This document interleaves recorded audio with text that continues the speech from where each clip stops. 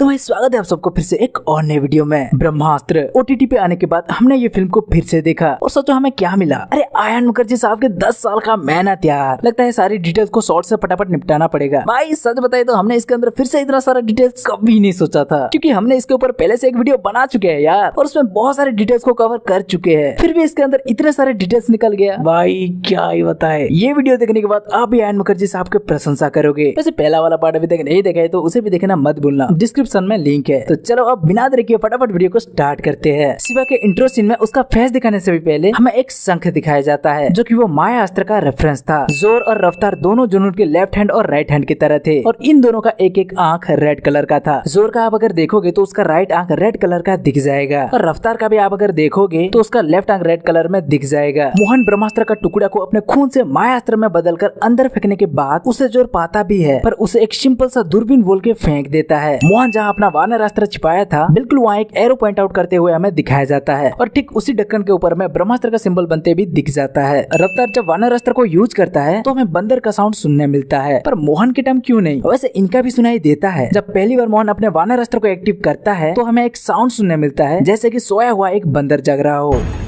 और ये अनिस के साथ भी होते हुए देखने मिलता है। अनिस का जब पहली बार नंदी अस्त्र एक्टिव होता है तो हमें एक बूल की साउंड सुनाई देता है।